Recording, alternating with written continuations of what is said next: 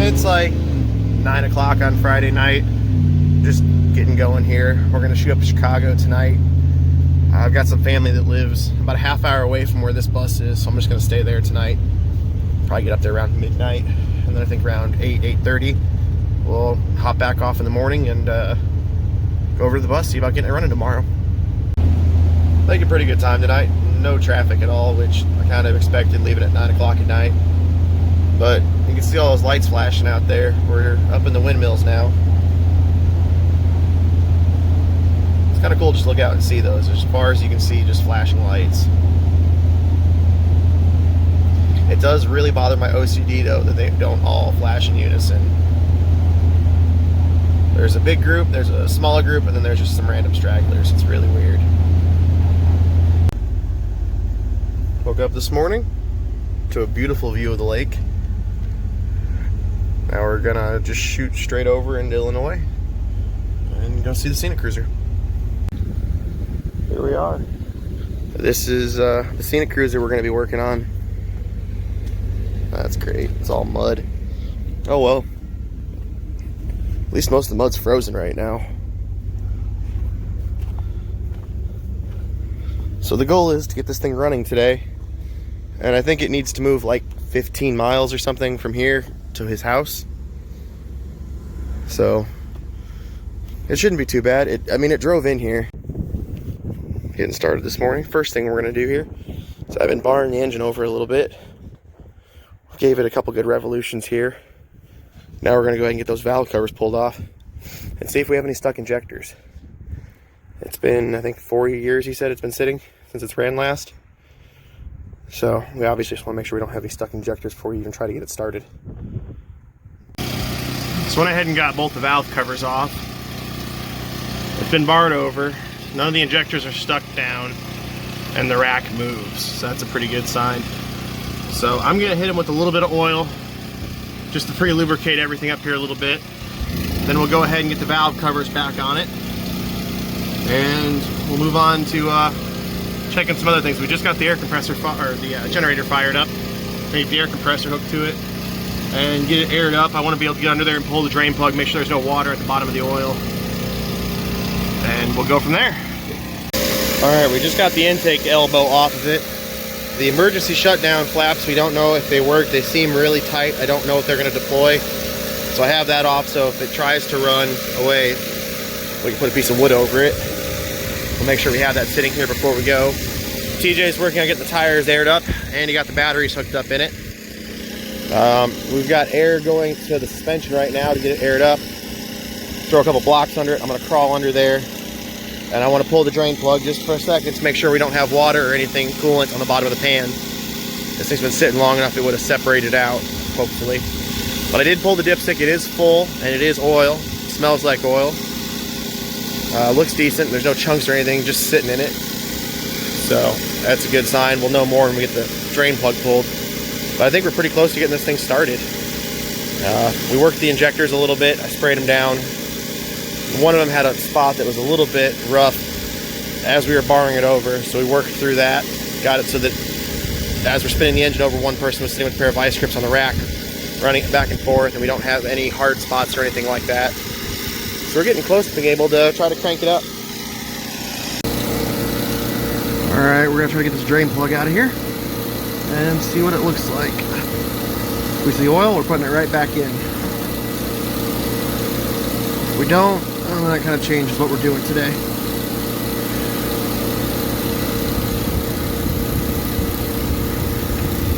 And, oh yeah, that's oil.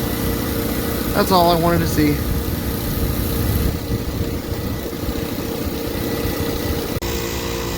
All right, we've got the suspension all aired up. TJ is climbing out from back there from getting the last tire aired up. Got air in all the tires, it's up. I think we are just about ready to try to crank this thing up and start it.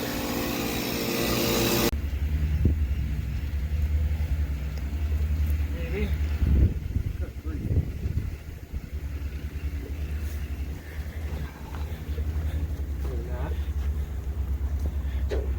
Let's go get the main power on. As you can see here, this is cracked, so it's hitting, so we can't get the main power disconnect. So we're trying to get a pry bar and just pop this back over if we can, so we can get the main power connected. Is your camera going? Yeah. Okay. Lamps, start control.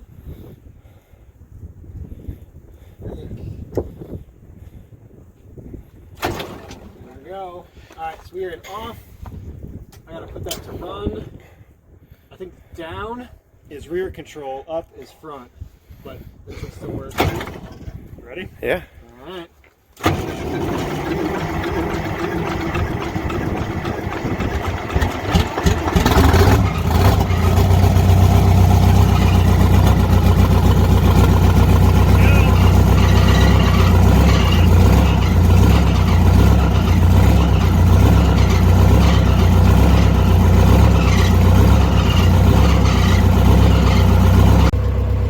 Yeah, they make it really nice to get into the GMs. There's tons of space over that shifter.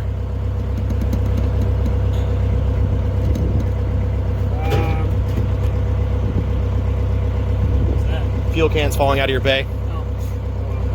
Low air. There's air assisted clutch. But I can push it down. We're good. Well, I hear noise all the way through.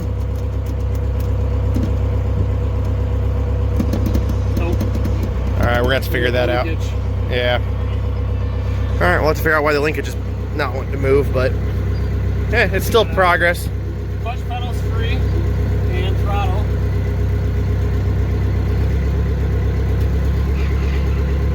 Is yours an air throttle?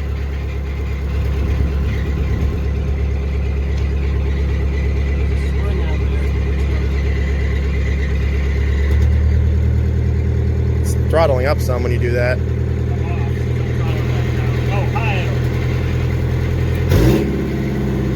High idle works.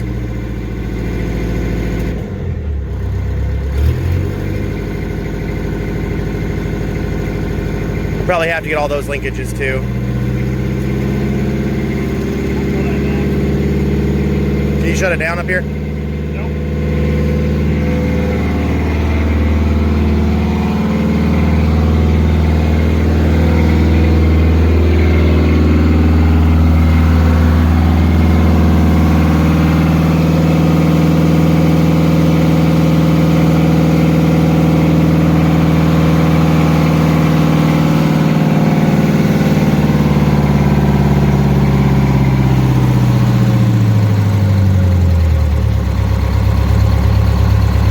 Shut it down. We'll start working on the linkages.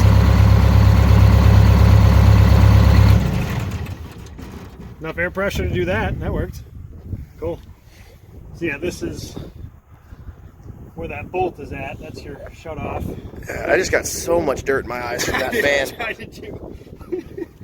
Probably should have blown that off first. Is that a continuous cable from the front to the back? Yeah. It's solid linkage all the way. So we got linkages we got to work on now for the shifting and the throttle. For the throttle, that just seems stuck, just a little tight. So some WD-40 or something. Yeah. Is there so this is the return spring that I don't like. Electric? What? Is there any type of retrofit for You can do electric? You can go air throttles on them. Most of the time when you do the automatic conversion on these, people go to an air throttle. It works better with the modulator on the Stone Bennetts. All right, well, I mean, it made noise, so that's a huge step. Huge step. Now just the pain part of getting all the easy. linkages freed up. Well, we did go through the injector rack. He found some bad spots in them. I'm very thankful for going through those. I mean, they weren't stuck yet, but I don't know that they wouldn't have. They weren't far off. That was my biggest worry. Yeah. It wasn't getting it home today. It was, I want to start it to start the process. If you can get it, Yeah. fine. Well, it runs. I mean, that's the biggest one. Yeah. And we know it did stop and shift and all that a couple years ago, the last time you moved it, so. Clutch, I believe, is adjusted. At least it was the last time I tried it properly, so it wasn't slipping. Great, there's wind. People are going to complain.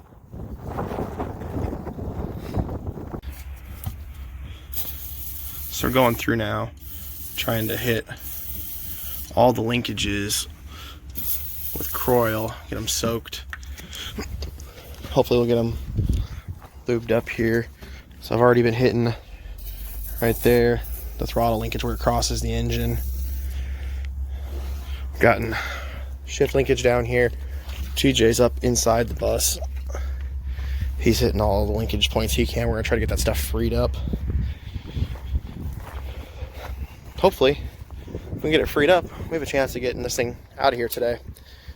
He's wanting to move it. I think it's like 15 miles from here to his house because he has room for it there.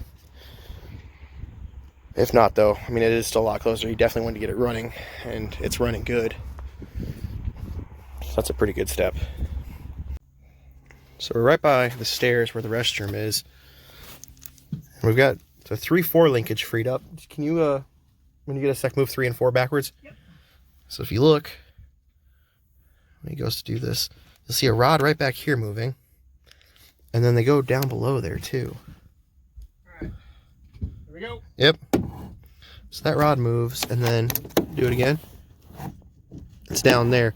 So there's some complex stuff happening right down in here, and that's where it's seized up. So we have the 3-4 section done.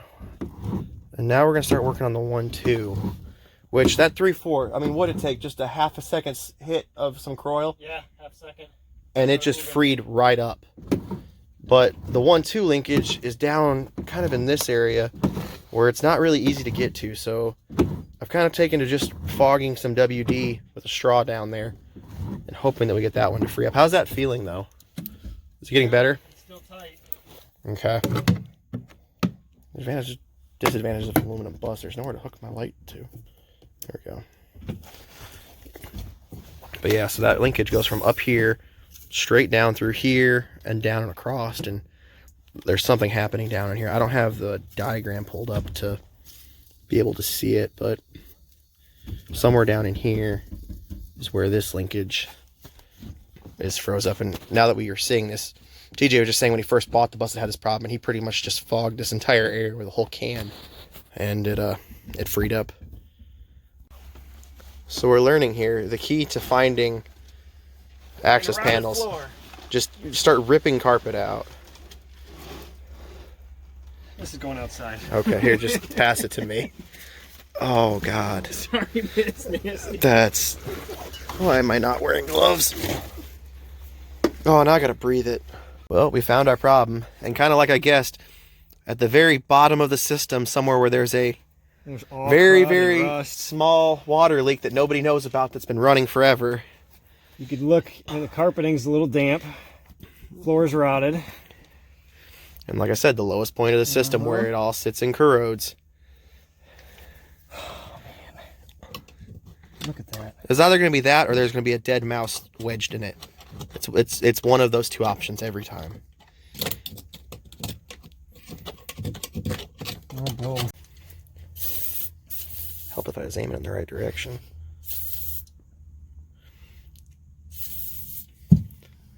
Well, let's see if Croyle's going to work its magic again. Well, we've got the problem isolated down. So from right here, go back in here, that tall rod right there is the linkage, and we're not moving there. So from there to right here is where we're losing. But if you look up through here, that's all the shift linkage for the 3-4 side. It's all moving freely. This is amazing stuff to look at. I mean, all the mechanical linkage that happens to move that shifter 40 feet back with a couple foot elevation in the floor. There's a lot of work that went into coming up with that. And probably the biggest problem is that somebody put windows directly above it that leak. And then this happens. You win some, you lose some. Price to pay to look cool. So I pulled the plug to check this hub for oil, and looking in, all I could see was, this section, and I poked it with a pick. It had oil in it. No, it looked good. It was on the end of that pick, but I cracked this dome when I had pried out the plug. I mean, these are pretty old, but I was going to try to just pop the plug back in, and when I did, it shattered in my hand. So we had a new set, so I was just going to change them out real quick. But what we discovered is this hub actually didn't have oil in it. It was about 90% water with a nice layer of gear oil that had settled to the top that I had falsely dipped. And like I said, you couldn't see all this with that cap on. That cap was so hazy. I could only really see this section looking through that little viewing hole. So don't trust the hub when you dip it and it looks like it's just oil, because it could be all water with a little bit of oil on top. That's what we've just learned. Well, you're already planning on going and doing all the wheel bearings on this bus. I feel like that's a good idea. Yep. Because now I'm questioning if the other 3 that I dipped were just oil on top of water. Because I'm back to oil now. Well, ish. That left rear that's got 2 holes in the cover already, I'm going to guess that if we dip deeper, that's probably water on oil. So we'll pull them all off. We'll at least take a look at them. Yeah. These seals. Well, I was just getting ready to say, because of the condition of these, I don't know that I'd waste the new seal and stuff to put these on. Okay. I'd almost rather just put that back on and put some tape over the hole so more water doesn't get in there. All right. But I think it's going to be a waste to put those on right now. Okay. Well, as you can tell by the lack of light, that's going to do it for today. And we just finished picking up tools and getting the bus all locked up. So TJ is going to work on getting that floor opened up and trying to lubricate that shift linkage to get that 1-2 side of the shifter moving freely. And I go ahead and call and get a set of wheel bearings and races and seals for the front hubs here. And then I'll probably head back up here and help him out with that stuff once we get that going again. It's running though. He was happy with that. It's closer. So how many miles do you think you've driven this bus in the years you've owned it? 25 before I broke down. Just past Starved Rock, Illinois, and then about probably no more than 30 within town around here. And how many years have you had the bus? 8 years. I think we are about to set some mileage records on this thing. Yeah. It's alright, it needs it. It needs to be run. But like he was saying, he found an amazing deal on buying this bus, and he knew that he wasn't going to be able to get to it right away. But when you find a good deal on a Scenic, and these are the buses you love, you can't pass it up. You just got to get it. There's another hole. Yeah, we're trying to get this door shut too and fighting it. That spring has bit him like 3 times. Oh, hey, there you go. You just needed to do it in the dark. Uh-huh, apparently. The secret to getting that to shut is not being able to see it. I'll pick up the wood here. Yep. Should Well, be it. yep, unfortunately, no drives in this video, but Hey, hopefully the next one. engine ran, we got some linkage freed up, tires are aired up, we got the hubs checked. I call that a win. Yeah, it's a lot better than it was this morning. Yep.